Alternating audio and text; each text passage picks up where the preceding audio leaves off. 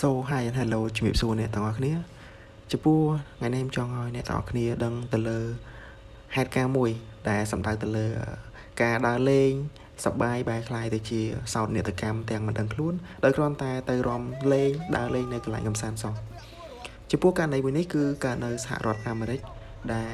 ស្ថិតនៅក្នុងកម្មវិធី Astroworld Festival 2021ដែលជាកម្មវិធីប្រគំតន្ត្រីមួយដែលធ្វើឲ្យមានមនុស្សស្លាប់រហូតទៅ10នាក់និងរបួសប្រមាណជា300នាក់ឡើងហើយចំពោះករណីនេះគឺសំដៅទៅលើការប្រគំតន្ត្រីដែលអ្នកចូលរួមនឹងគឺគាត់បានស្រំច្រៀងហើយគាត់រុញគ្នាហើយអ្នកដែលស្ថិតនៅខាង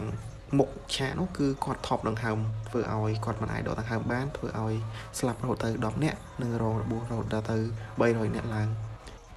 ចំពោះចំនួនមនុស្សដែលបានចូលរួមនៅក្នុងកម្មវិធីនេះគឺមានរហូតដល់ទៅ50000នាក់ហើយចំនួន50000នាក់នេះគឺបានចូលដល់កន្លែងកម្មវិធីហើយគឺម្នាក់គឺចាប់ផ្ដើមរុលទៅខាងមុខដើម្បីចង់ទៅបានចិត្តតារាចម្រៀងនិងចិត្តមុខឆាកតែម្ដងហើយនៅពេលដែលមានកម្មវិធីចាប់ប្រគំតន្ត្រីឡើងគឺធ្វើឲ្យមានការរុញមានការច្រានមានការច្រៀងពញាតគ្នាធ្វើឲ្យអ្នកដែលនៅខាងមុខឆាកនោះគឺគាត់ថប់ដង្ហើមគាត់មិនអាចដកដង្ហើមបានដោយសារតែកង្វះនៅអុកស៊ីសែនករណីបែបនេះគឺបង្កឲ្យមានមនុស្សស្លាប់និងរងរបួសជាច្រើនដោយការជន់គ្នាជាដើមដោយសារតែគាត់បានព្យាយាមនឹងការរើបំរាស់ដើម្បីចាក់ចេញពីឆាកនៅវិញនោះហើយចំពោះជាក់ស្ដែងតកតងនឹងការរបួសនិងការព្យាបាលមានមនុស្សប្រមាណជា300នាក់ឡើងត្រូវបានព្យាបាលដោយសារការរបួសនិងការថប់ដង្ហើមពីការថប់ខ្យល់មិនមានខ្យល់អុកស៊ីសែនហើយក្នុងប្រហែលជា25នាក់ត្រូវបានដឹកទៅទីពេទ្យបន្ទាន់ប៉ុន្តែ25នាក់ហ្នឹងគឺមាន10នាក់ដែលស្លាប់នៅក្នុងហ្នឹងហើយ15នាក់ដែលក្នុងករណីដែលសង្គ្រោះបន្ទាន់ហ្នឹងគឺគាត់បានរស់រានមានជីវិតហើយចំពោះលទ្ធផលនៃការស្ទង់មតិគឺកម្មវិធី Astroworld Festival 2021ហ្នឹងគឺថ្ងៃទី1គឺមានបញ្ហាបែបនេះគឺថ្ងៃទី2អាចទៅអនុវត្តបានទេដោយសារគឺបង្អាក់ចោលហ្មងកម្មវិធីហ្នឹងគឺផ្អាកមិនអាចធ្វើដំណើរនៅក្នុងការបង្គុំតន្ត្រីបានទៀតទេហើយនៅក្នុងឆ្នាំនោះដដែលគឺតារាចម្រៀង Travis Scott គឺគាត់ត្រូវបានខាងប៉ូលីសហៅទៅស៊ើបសួរស៊ើបអង្កេតហើយនឹងត្រូវបានមហាជននៅក្នុង social media ធ្វើការ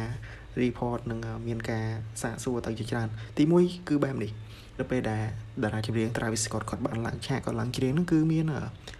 ខាង fan គាត់លើកដៃឲ្យ help និងស្រែក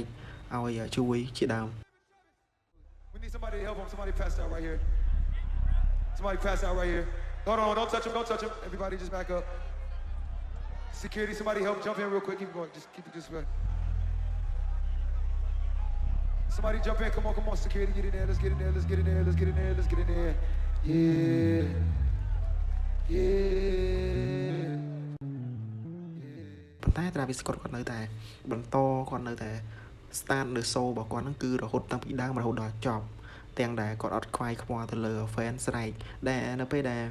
នោះគឺគាត់ទទួលបាននៅការរិះគន់ជាច្រើននៅក្នុងចំណុចមួយនេះគឺមាន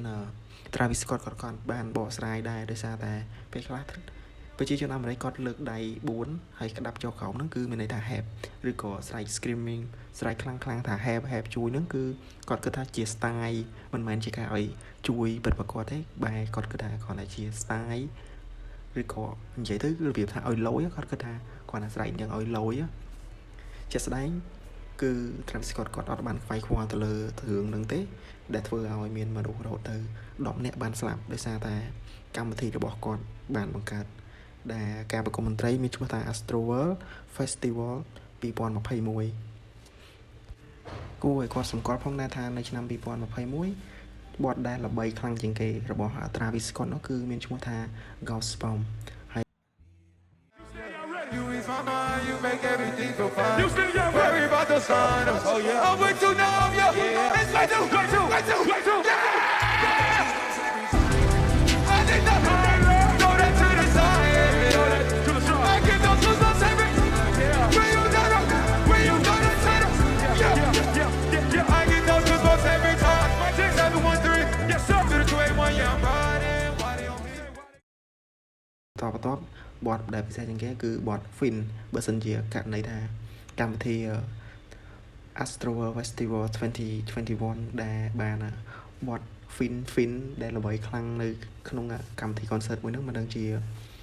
មានមនុស្សគ្រោះថ្នាក់រហូតដល់ប្រហែលនេះទេមិនហ៊ានសម័យ